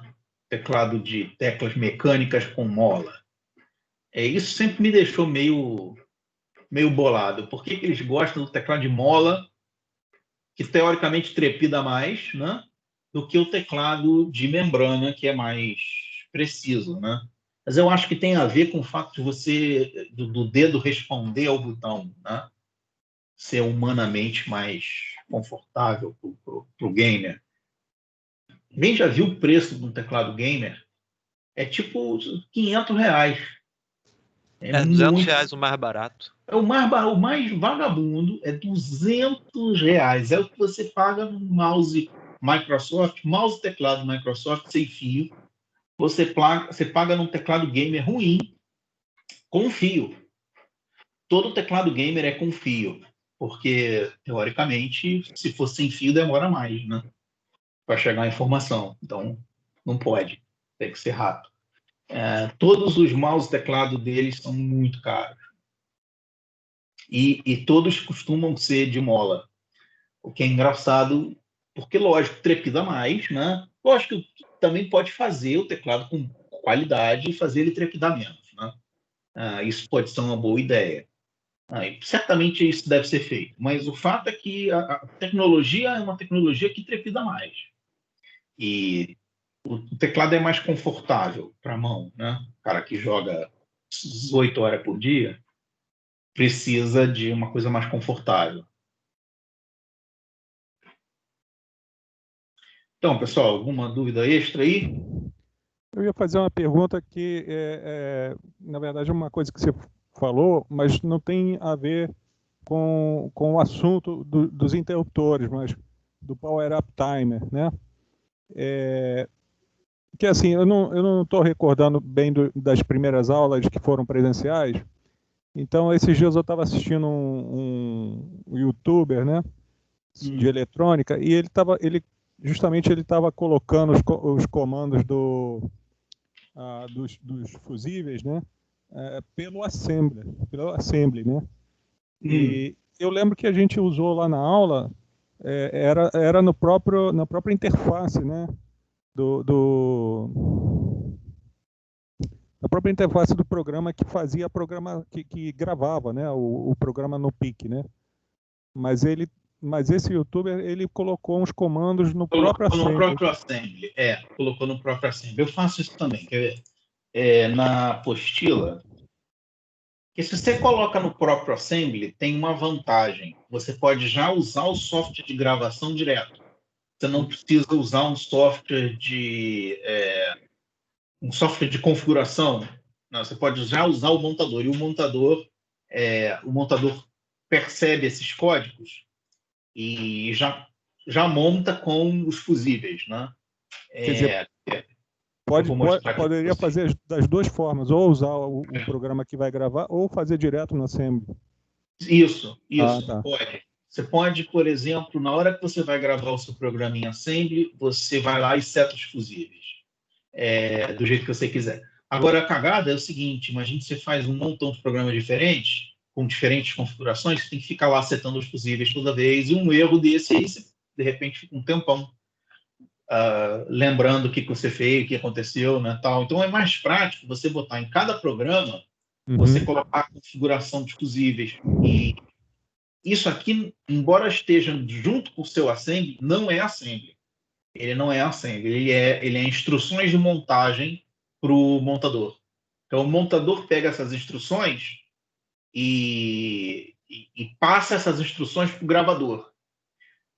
Então, o gravador pega essas instruções e queima os fusíveis, né? Ou melhor, seta os fusíveis de acordo com a necessidade. Então, por exemplo, isso aqui significa que o Power of Timer está on. Isso aqui significa que o Watchdog está off. Isso aqui que o Code Protection está off. Isso aqui que o oscilador interno oscillator, né? Ou seja, é mais prático fazer assim do que fazer no próprio gravador, né? Só que no micro-C, se você lembrar bem, no micro-C tem um menu bonitinho, certinho, bonitão, e ele salva isso no projeto. Como ele salva no projeto, as configurações, que você não precisar fazer várias vezes, acaba não valendo a pena fazer desse jeito. Mas também pode, no micro-C, você também pode, lá no início do código, setar umas coisas para ele entender a configuração, né? Ou seja, o montador pega aquilo e manda para o gravador setar lá o que precisar. Mais prático, sem dúvida.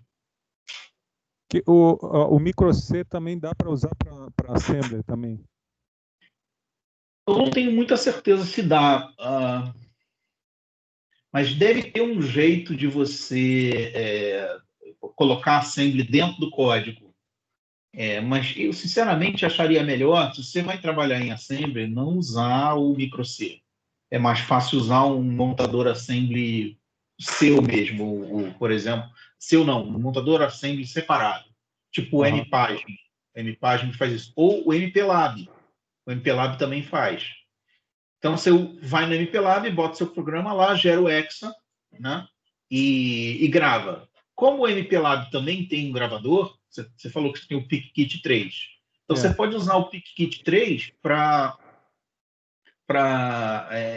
gravar no MPLab mesmo. Então, você bota o assembly lá e dá gravar. E aí ele grava direto no PIC.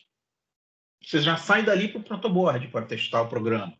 Então, você tem um programa só, né? Talvez seja mais prático fazer dessa forma. E aí o MPLab, que é um software horroroso, não tem uma tela bonitinha de configuração. Então, você é obrigado a configurar com esses códigozinhos malucos, né? E isso é uma cagada, porque você troca o PIC, para outro, esses códigos mudam, e mudam muito de um para o outro. E aí você é obrigado a ir lá ou no manual, na internet, para procurar quais são os códigos que significam o que no novo PIC, né? No microC, no microC, você troca o PIC, ele troca a tela de configuração, você vê o que cada uma das coisas serve, né? É muito mais prático. Nessa linha número 2 aqui, esse include que você colocou aqui, eu vi também que se abrir esse arquivo .inc aqui, ele tem essas informações dos fusíveis, né? Eu não poderia usar essas informações para saber o que são também? Pode, mas aí você teria que ler assim, né? Você teria que ler isso aqui e dizer, Borém off, eu sei o que é isso. Pelo código abreviado, você conseguiria descobrir para que serve? Bom, eu consigo porque eu já vi isso trocentas vezes, mas se fosse um PIC novo, eu acho que eu não ia conseguir pegar um código abreviado e descobrir, isso aqui é uma opção maluca do PIC 18, qualquer coisa. Entendeu? Então, eu acho que é enrolado fazer, porque o que tem nesse INC aqui, é o valor em hexa que tem que ter, caso isso aqui seja true, seja verdade. Caso isso aqui seja true, aqui tem tipo um tradutor. Ele traduz os códigos para hexa. É um include. Né? Se você não botar esse include aqui, ele não vai saber qual é o PIC que você quer usar. Então, ele não vai saber qual é a tradução de cada um desses comandos aqui para hexa. O que o montador faz é transformar cada um desses caras em hexadecimal. Então, status vira uma coisa em hexa, BSF vira uma coisa em hexa, RP0 vira uma coisa em hexa. Para ele saber, ele precisa desse include aqui. Então, é por isso que precisa do include. Se não tiver, ele vai reclamar. O MPLab já costuma colocar esse include. Né? Dependendo da versão, se ele não colocar, você é obrigado a botar.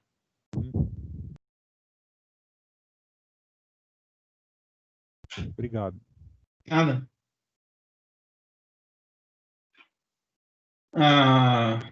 Então, pessoal, e aí? Mais alguma coisa? Professor, eu tenho uma dúvida que não é relativa à aula, mas é de PIC também. Se a gente quisesse, por exemplo, criar uma comunicação entre um computador e um PIC, eu pensei assim, acho que a maneira mais simples seria uma porta paralela. Por exemplo, a gente programou um PIC e aí a gente quer que o computador sete o input do 3A de 0 para 1, que ele comunique com o PIC. Aí qual seria uma forma simples assim de fazer? A forma mais simples é se você tivesse uma porta serial, porque o PIC tem uma porta serial interna, que nem o Arduino. Então, bastaria ligar a porta serial interna do PIC.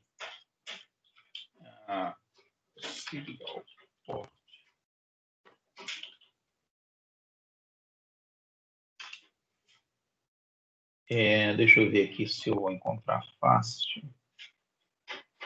Não vou encontrar, tem que procurar direito.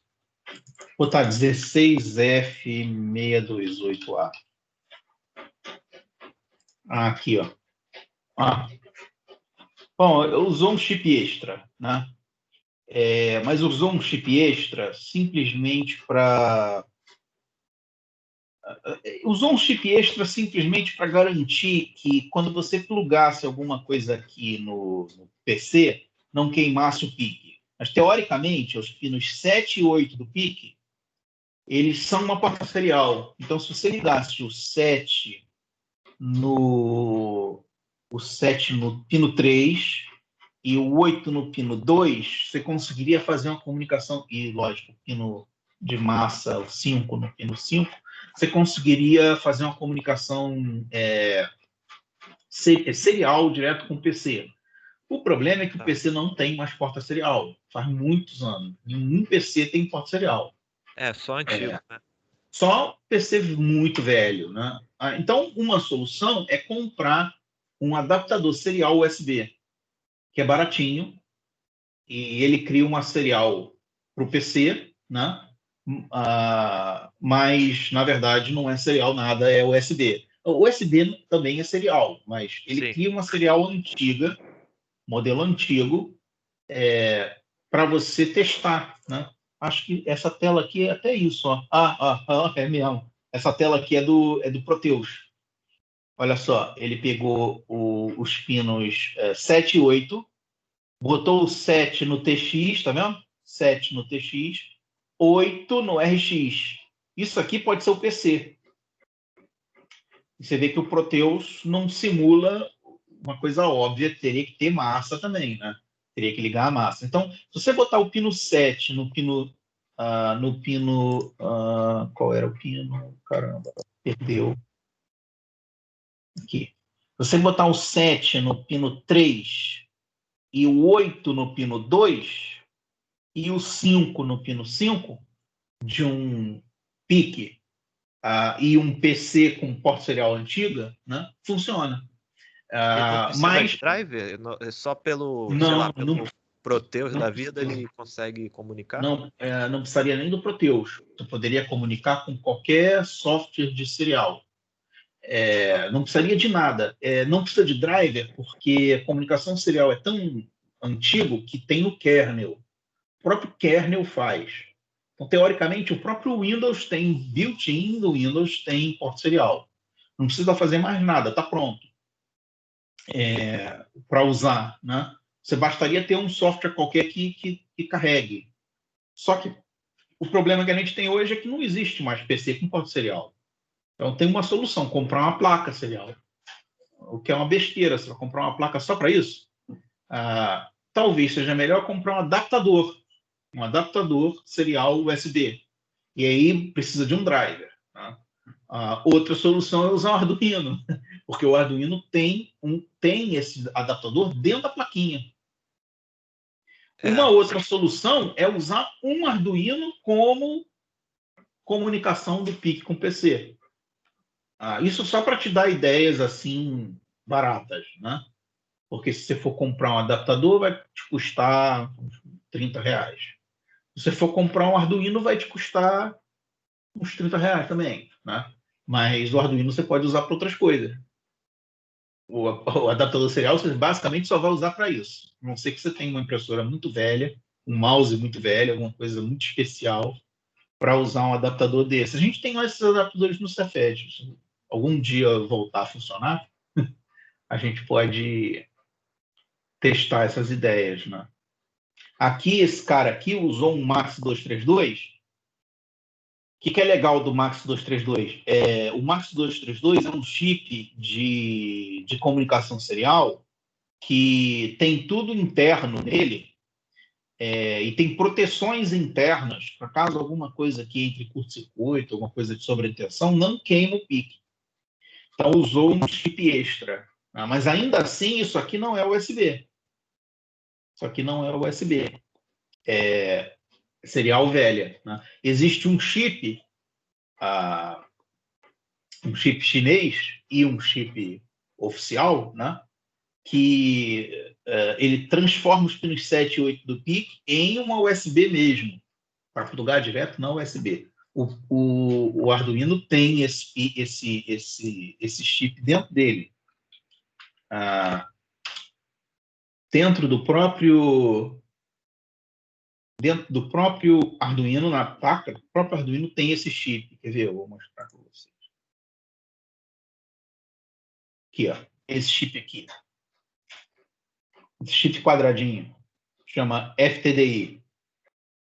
Então, esse chip aqui transforma a serial convencional, porque o chip do Arduino também é igual ao PIC. Ele não tem USB, ele tem só uma serial convencional, modelo antigo. Então, para ele transformar na USB, ele precisa desse chip. Interessantemente, esse chip aqui é mais caro e mais complexo que esse, que é o que a gente usa.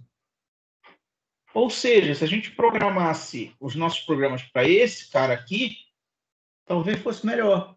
E jogava isso fora. O único interessante do FTDI é que ele não é programável, ele já vem pronto. Você não programa ele. Ele é uma CPU, mas você não programa, ele já vem pronto para usar. Né? Mas se a gente conseguisse programar esse chip, ele é mais legal que o T328, que é o que a gente realmente programa. Mas ele não só vem gravado, como ele tem copyright. Você não pode nem comprar sem a licença de uso.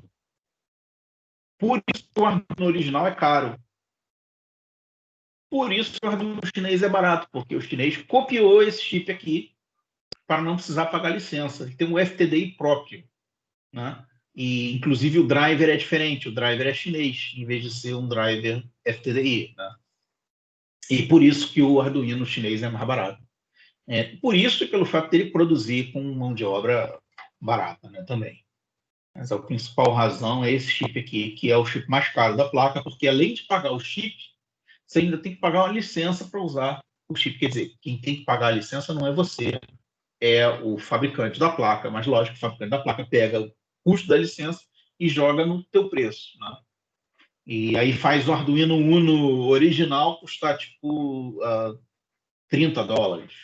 Né? Enquanto o Arduino Uno chinês custa tipo $4, $3. Muito mais barato. Eu respondi tua pergunta, professor? Sim, eu acho que Fala. essa parte é importante na parte de automação industrial em geral, né? Então é interessante. Sem dúvida. Comunicação No serial. caso de software, professor, no Oi. caso de software, para essa aplicação que o Thiago perguntou, considerando que utilizaria uma porta USB para comunicar com um PIC, né?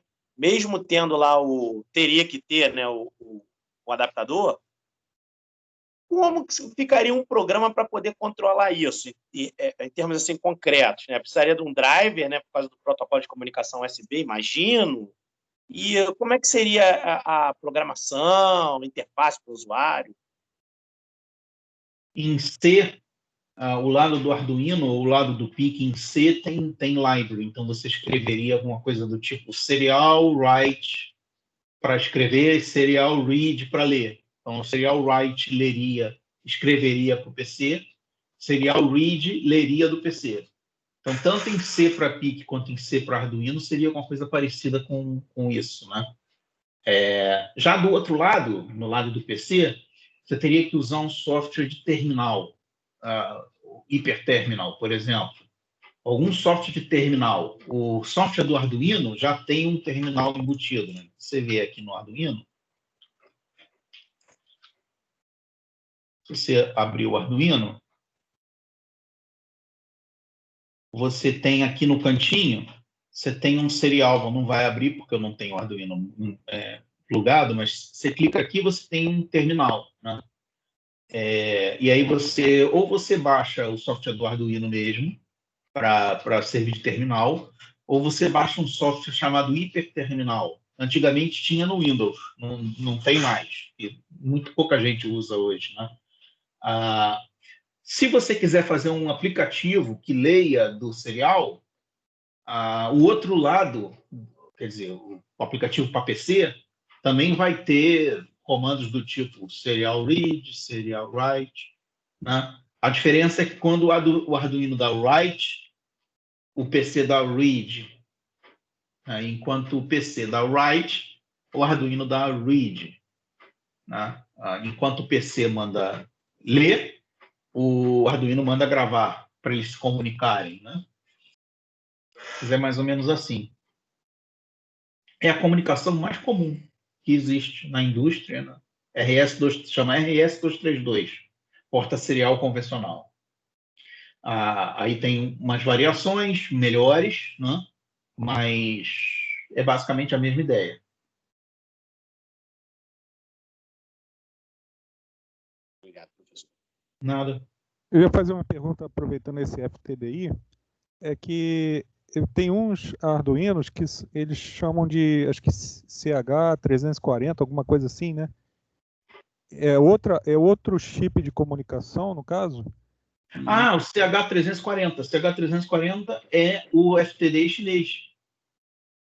É FTDI chinês, é a mesma comunicação, só que é o chinês que fez um FTDI dele, para ficar barato, né? Porque se é normal que você tenha que fazer alguma comunicação para você fazer qualquer coisa, né? Então, você faz um celular, você precisa ter uma comunicação USB. Você faz um tablet, tem que ter uma comunicação USB. Você faz um pendrive,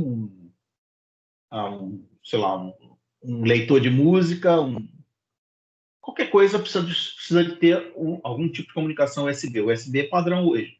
Então, sempre precisa de um chip. E isso forçava os chineses a usar o chip FTDI, que não só tem um preço para comprar, como ainda tem que ter uma licença. Você ainda paga uma licença para poder usar. E tudo é cobrado. Então, os chineses fizeram a engenharia reversa, uns anos atrás, acho que uns 10 anos atrás, e mais até, mais. E eles fizeram um chip deles mesmos, chamado CH não sei o quê, que não precisa de licença. Mas precisa de um driver especial, que também é chinês. Até um tempo atrás, esse driver você baixava e o instalador dele era todo em chinês. Você dava install, tudo em chinês. Dava um certo receio quando você botava, não entendia nada. Você tinha que clicar OK na sorte, se você não falasse chinês, né? Mas hoje não é não. Hoje já é em inglês, menos mal, né? Mas é a mesma coisa. Ele serve para a mesma coisa, só que é mais barato porque não precisa pagar licença. Você pode reutilizar. O chip é até diferente. Em vez dele ser assim quadradinho, em vez de ser quadrado, ele é um retângulo. Ele é um retângulozinho. Eu perguntei porque no Mercado Livre tem os dois para vender, né? E a questão do driver também, né? Então tem que botar um driver para ele específico, né? Tem. E como ele é chinês, e a China não tem contato com a Microsoft, nem com o Google, nem com ninguém, o Windows não reconhece. Então, te obriga a baixar um software de fora. O Windows Update não consegue descobrir. Então, você é obrigado a usar um software do lado de fora. Tá vendo? Ele não é QFP, ele não é quadrado. Ele é DIP. Ele é retangular. Tem várias versões dele, mas todas são retangulares. Olha só ele aqui, ó. Viu? Uhum. Olha só o que o cara está fazendo. O cara está comunicando alguma coisa com o USB. Né? Aqui o que o cara fez. Plugou um Arduino, não sei se é Mini ou Mini, acho que é um Arduino Mini. Plugou um Arduino Mini a um chinês brabo aí, CH340. E aí te permite colocar direto numa serial no computador. Quando você pluga o outro lado no computador, ou ele vai dizer que não tem driver, mas se você instalar o driver, ele passa a entender aquilo como uma USB modelo antigo. Ele acha que é uma USB modelo antigo. A minha impressora 3D é assim. Todas as coisas chinesas eles usam variações desse tipo aqui para poder comunicar. Por quê? Porque é muito mais barato. É basicamente o custo do chip. Ou seja, nada, né? No Arduino aqui, esse Arduino é falso.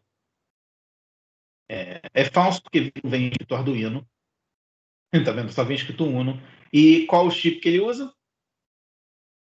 O chip CH. E ainda usa o modelo SMD do Arduino, que também não é normal, não é comum no Arduino original.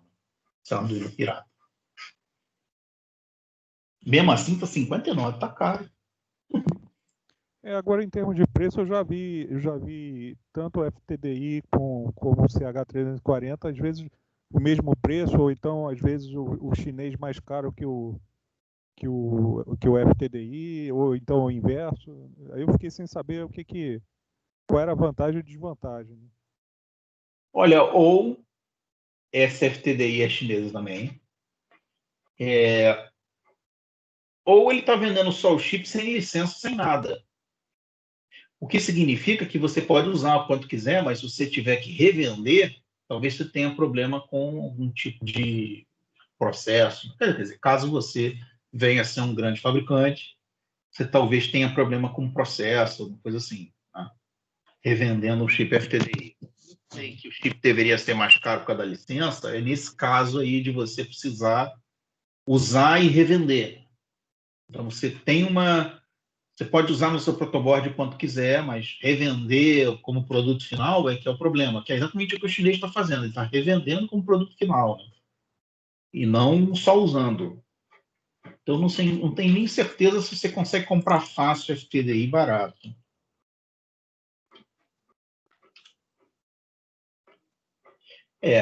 Realmente é barato. Olha, isso aqui parece ser uma original. É o mesmo preço do chinês, realmente. Mas aí o que eu falei, comprar para usar é diferente de comprar para fazer um projeto, cujo valor final é uma revenda, né? Cujo objetivo final é uma revenda.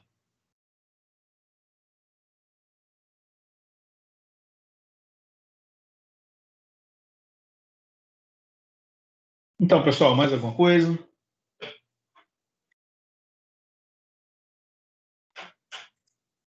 Essas transparências, você já tinha colocado, acho que as outras, né? Se eu não coloquei, eu vou colocar ainda. Eu não tenho certeza se eu já botei todas. Eu botei várias aqui. Mas, deixa eu ver aqui. O Teams é muito enrolado, cara. Toda vez que eu clico em algum lugar, ele me confunde.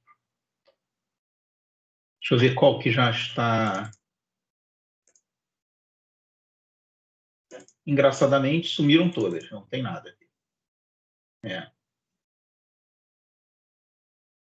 Ah, não, agora apareceu. Tá da 1 a 9. Como essa aqui é a 10, não tá ainda. Mas eu posso botar, eu boto daqui a pouco. Tá bom. Da minha parte, era só isso. Muito obrigado, viu? Nada. Então é isso aí, pessoal. Eu vou encerrando por hoje. Até semana que vem. Dentro em breve eu vou marcar a nossa prova. Semana que vem, professor, os outros professores falaram que iam dar uma parada. Eu esqueci isso, tem razão. Vamos sim, vamos dar uma parada. Então, ao invés da semana que vem, que vem. E aí eu vou marcar a nossa prova. Semana que vem a gente pode dar uma parada assim. Até bom porque eu verifico o que tem que fazer para reencaixar as outras turmas, né? A gente vai tentar reencaixar as outras turmas todas, começar de novo. Seria 11 de setembro, então, a próxima aula. É mesmo? 11 de setembro. Ih, rapaz, dias do atentado.